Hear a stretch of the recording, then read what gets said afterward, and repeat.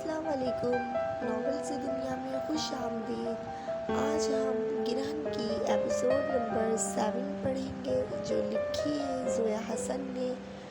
तो अगर आप लोग मेरे चैनल पे न्यू हैं तो जल्दी से चैनल को सब्सक्राइब कर दें, और अगर वीडियो अच्छी लगे तो मेरी वीडियो को लाइक कर दें, अपने फ्रेंड्स के साथ शेयर करें और मुझे कमेंट्स में ज़रूर बताएं कि आपको ये नॉवेल कैसा लग रहा है। तो चलते हैं नॉवेल की तरफ।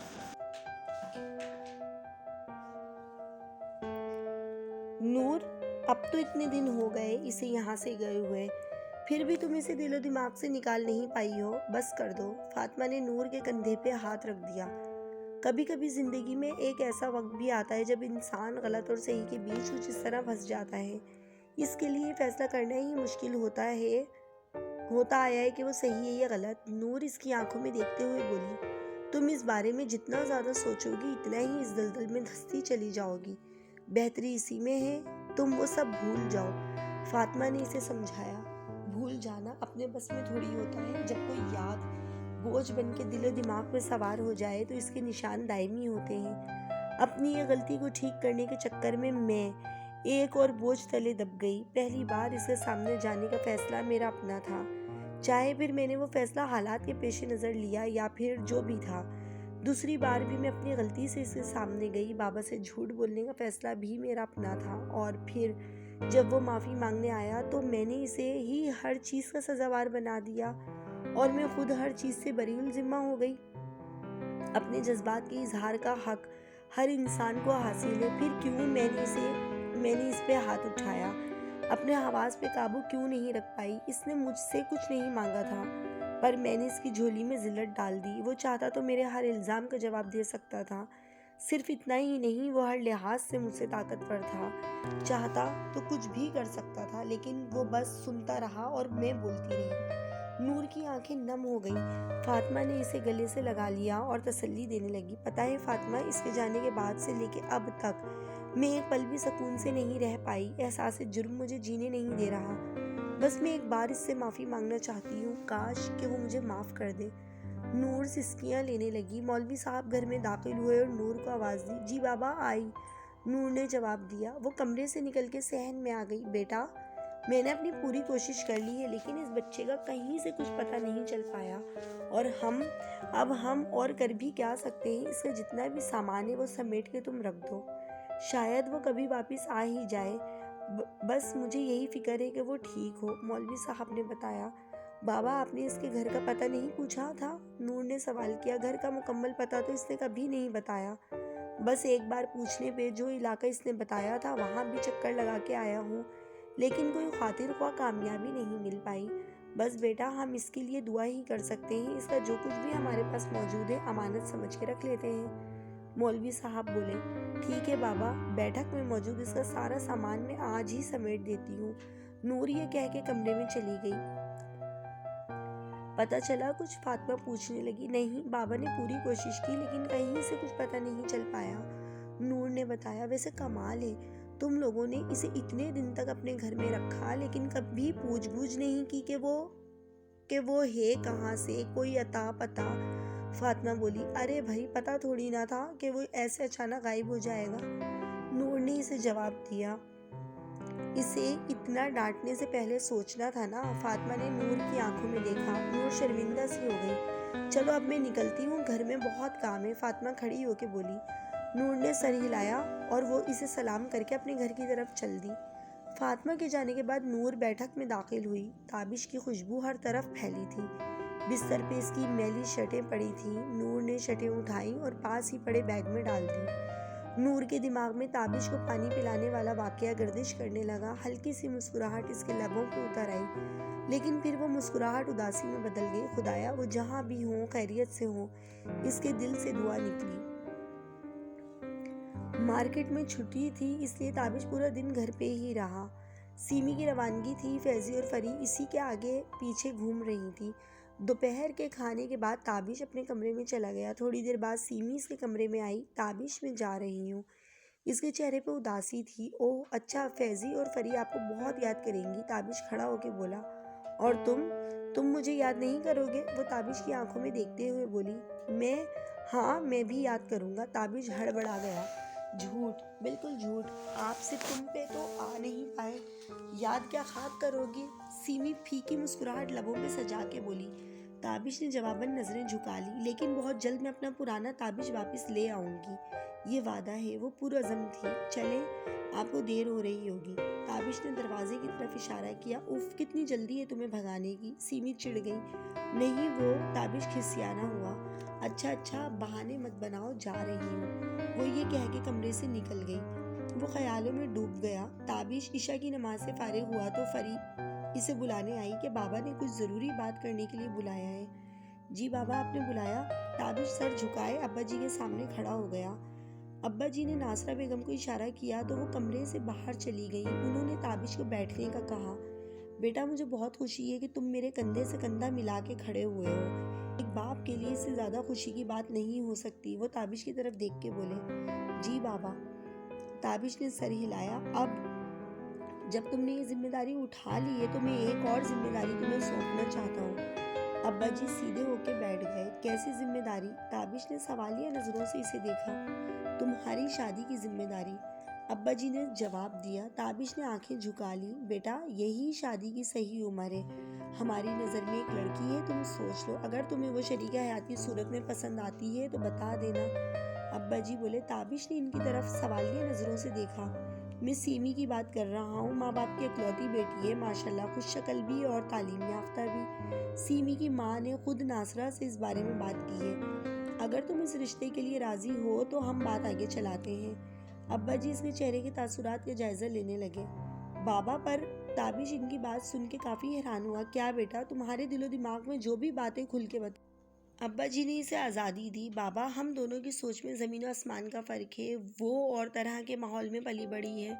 मुझे नहीं लगता कि वो हमारे घर के तौर अतवार में ढल पाएगी। ताबिश बोला। बेटा, वो नासरा की सगी भांजी है और फरिया और फायजा के साथ इसकी दोस्ती से तुम बहुत अच्छी तरह से वाकिफ़ हो। वो इस घर से अनजान थोड़ी है। नासरा की बहन की तरफ से अगर ये बात आई है तो सोच समझ के उन्होंने ये फैसला किया होगा ना।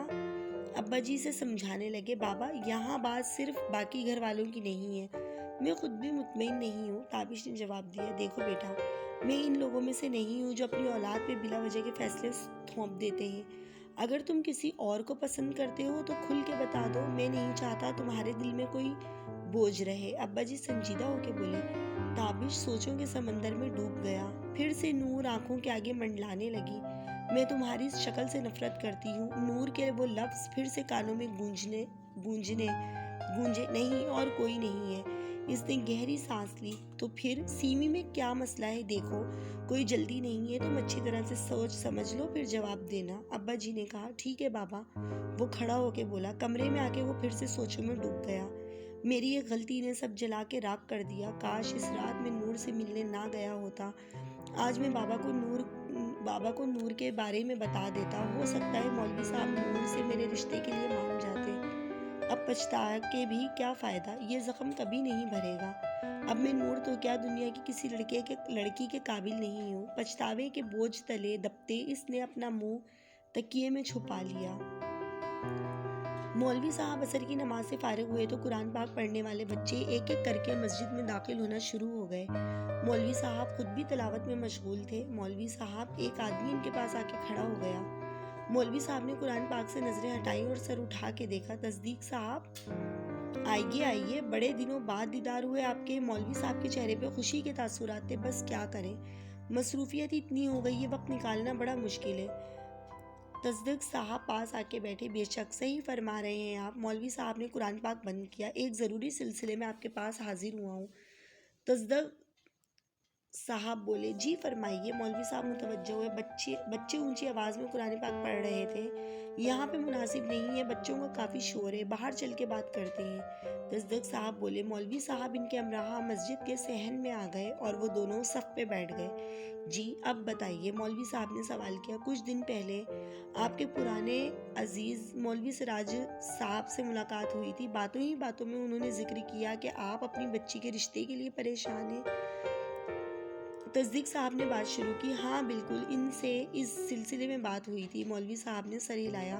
تو کوئی مناسب رشتہ ملا؟ انہوں نے پوچھا۔ ایک دو رشتے تو آئے ہیں لیکن مجھے نامناسب لگے، لوگ اتنے دیندار نہیں تھے۔ مولوی صاحب نے جواب دیا۔ مولوی صاحب، میری نظر میں ایک اچھا رشتہ ہے، تصدیق صاحب نے بتایا۔ مولوی صاحب نے ان کی طرف دیکھا۔ آپ میرے بھتیجے مولوی سلیم سے تو واقف ہی ہوں گے، آج کل ایک مدرسے میں معلم کا فریضہ سر انجام دے رہے ہیں۔ ہاں بالکل، چند سال پہلے جن کی شادی پہ آپ نے مدعو کیا تھا۔ مولوی صاحب کو یاد آیا۔ جی وہی۔ شادی کو اتنے برس بیت چکے ہیں، ابھی تک اولاد نہیں ہو پائی۔ آپ تو بخوبی واقف ہیں کہ اسلام اس بات کی پوری اجازت دیتا ہے کہ اولاد کے حصول کے لیے مرد کو دوسری شادی کا پورا حق حاصل ہے۔ جب مجھے پتا چلا کہ آپ بھی اپنی بچی کی رشتہ ڈھونڈ رہے ہیں تو مجھے لگا کہ آپ سے اس بارے میں بات کی جائے۔ اتنے سالوں سے ہم لوگ ایک دوسرے کو جانتے ہیں۔ تصدیق صاحب نے اپنی بات رکھ دی۔ مولوی صاحب کے تیور بدلے لیکن وہ خاموش رہے۔ آپ نے ڈاکٹر سے رجوع نہیں کیا کہ آخر کس وجہ سے اولاد نہیں ہو پائی؟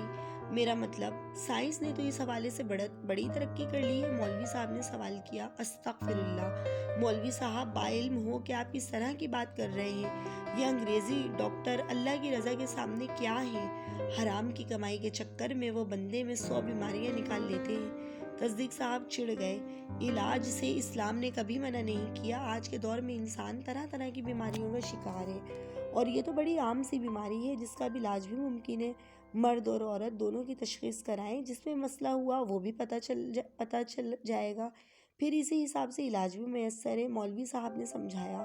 مجھے تو کانوں پہ یقین نہیں آ رہا کہ آپ یہ مشورہ دے رہے ہیں۔ تصدیق صاحب آنکھیں پھاڑے مولوی صاحب کی طرف دیکھنے لگے۔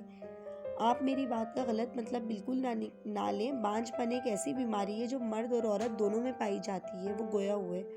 مولوی صاحب، میں نے اپنے بھتیجے سے اس بارے میں استفسار کیا ہے، وہ ازدواجی فرائض بخوبی نبھا رہا ہے، مسئلہ اس کی زوجہ میں ہے۔ تصدیق صاحب نے مزید تفصیل بتائی۔ بانجھ پن ایسی بیماری ہے جو ازدواجی فرائض کی ادائیگی میں بالکل رکاوٹ پیدا نہیں کرتی، بلکہ وہ صرف اور صرف بچے کی تولید پر اثر انداز ہوتی ہے۔ بنا تشخیص کے آپ اپنی بہو کے بارے میں کیسے کہہ سکتے ہیں کہ وہ بانجھ ہے؟ مولوی صاحب بولے۔ ہو سکتا ہے کہ آپ کا اس بارے میں علم زیادہ ہو، لیکن ایسے کسی چکر میں پڑنے کے لیے ہمارا ضمیر تیار نہیں ہے۔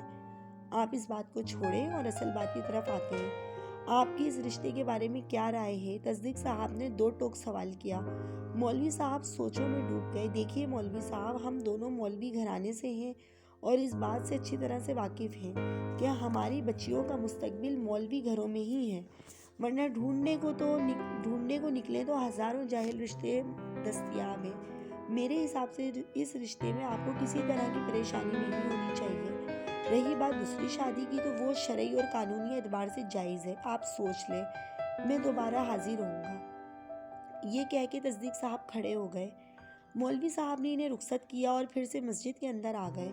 تلاوت کی غرض سے قرآن پاک کھولا، لیکن ہزاروں سوچوں نے گھیر لیا۔ تابش ٹی وی کے سامنے بیٹھ کے حالات حاضرہ پہ مبنی پروگرام دیکھنے میں مصروف تھا۔ بھائی، فری پاس آ کے بولی۔ جی؟ تابش اسی طرف مڑا۔ آپ سے ایک بات کرنی ہے۔ ہاں بولو۔ یہاں نہیں، آپ اپنے کمرے میں چلیں، آپ کے لیے چائے لے آتی ہوں۔ تابش ٹی وی آف کر کے اپنے کمرے میں چلا گیا۔ تھوڑی دیر میں فری اور فیضی چائے لے کے آئے۔ تابش نے فری کے ہاتھ سے چائے پکڑتے ہوئے پوچھا، کیا بات ہے، کچھ چاہیے؟ نہیں، کچھ نہیں چاہیے، ہم سیمی کے بارے میں آپ سے بات کرنے آئے ہیں، فری نے جواب دیا۔ تابش کے تیور بدلے۔ سیمی کے بارے میں کیا بات کرنی ہے؟ بھائی، وہ آپ سے بہت پیار کرتی ہے، تو آپ شادی کے لیے ہاں کیوں نہیں کر رہے؟ بھائی، مجھے ابھی شادی نہیں کرنی۔ کیوں نہیں کرنی؟ بس نہیں کرنی۔ کوئی وجہ تو ہوگی۔ کیا آپ کسی اور کو پسند کرتے ہیں؟ یار ایسی کوئی بات نہیں۔ پھر کیا مسئلہ ہے؟ وہ خوبصورت ہے، پڑھی لکھی ہے۔ خوبصورت؟ تابش سوچ میں پڑ گیا۔ کیوں، وہ خوبصورت نہیں ہے کیا؟ یا پھر آپ آسمان کی کسی حور کی تلاش میں ہیں جس کے چہرے سے نور ٹپک رہا ہو؟ فیضی بولی۔ نور؟ تابش کے دل کی دھڑکنیں پھر سے بے قابو ہوئیں۔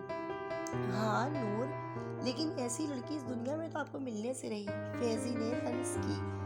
اس دنیا میں ایسی لڑکیاں موجود ہیں، تابش نے جواب دیا۔ کہاں؟ ہمیں بھی دکھائیں، فری بولی۔ چھوڑو، میں نے کہہ دیا ہے کہ ابھی مجھے شادی نہیں کرنی، نہ سیمی سے اور نہ ہی کسی اور سے۔ وائے، وہ آپ سے بہت پیار کرتی ہے، جتنے دن بھی ہمارے گھر رہی ہے اس کی زبان میں صرف اور صرف آپ کا نام تھا۔ اگر آپ کسی اور کو پسند نہیں کرتے تو پلیز اسے مت کھوئیں۔ فیضی نے اسے زور دیا۔ تابش خاموش بیٹھا رہا۔ چل فیضی، ان پہ کوئی اثر نہیں ہونے والا۔ سیمی کی شادی کہیں اور ہو گئی تو پوری زندگی پچھتاتے رہیں گے۔ فری نے فیضی سے کہا، پچھتانا کیا ہوتا ہے یہ مجھ سے بڑھ کر کون جانتا ہے؟ تابش لبوں میں بڑبڑایا، کیا بول رہے ہیں؟ فری تابش کی ہلتے ہونٹ دیکھ کے بولی۔ تابش بس دستور خاموش رہا۔ فیضی، مجھے لگتا ہے تائی کی بات سچ تھی۔ فری فیضی کی طرف دیکھتے ہوئے بولی، کون سی بات؟ فیضی سوالیہ نظروں سے اسے دیکھنے لگی۔ ارے بھائی کے اس بدلے رویے کو دیکھ کے انہوں نے بتایا تھا نا کہ ان پہ کسی بھوت کا سایہ ہے۔ منہ آنکھیں پھاڑ پھاڑ کے بتانے لگی، پاگل، بھوت کا سایہ عورتوں پہ ہوتا ہے، مردوں پہ پری کا سایہ ہوتا ہے۔ بھائی پہ بھی کسی پری کا سایہ ہوگا۔ وہ سرگوشی کر کے بولی، پری؟ کون پری؟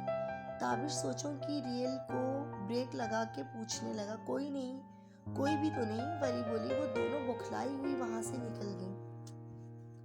2 دن سے ابا جی کی طبیعت کافی خراب تھی، کوئی دوائی اثر نہیں کر رہی تھی، سبھی گھر والے پریشان تھے۔ تابش آج کل اکیلا ہی دکان سنبھال رہا تھا۔ تابش گھر لوٹا، فری اور فیضی کو آواز دی، وہ دونوں گھر پہ نہیں تھیں، فارمیسی سے دوائی لینے گئی ہیں۔ ناصرہ بیگم نے کچن سے آواز دی۔ تابش بھی کچن کی طرف بڑھا۔ بابا کی طبیعت کیسی ہے؟ اس نے ناصرہ بیگم سے پوچھا۔ آج تو کافی بہتر ہے، بخار بھی کم ہے، ناصرہ بیگم سالن کو تڑکا لگاتے ہوئے بولی۔ جاگ رہے ہیں؟ تابش نے پوچھا۔ ہاں، میں ابھی چائے دے کے آئی ہوں، وہ بولی۔ تابش ان کے کمرے میں چلا گیا۔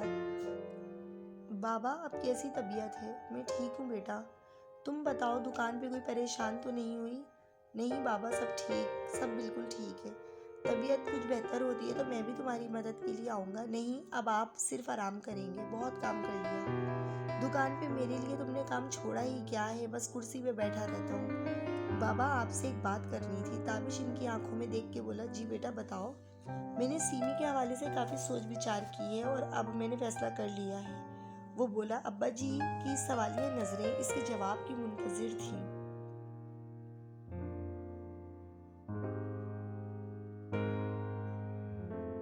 تو ویورز، آج کا ایپیسوڈ آپ کو کیسا لگا؟ اپنی رائے کا اظہار ضرور کیجیے گا اور جاتے جاتے چینل کو سبسکرائب کر کے ضرور جائیے گا۔ ملتے ہیں نیو ایپیسوڈ کے ساتھ، جب تک کے لیے اللہ حافظ۔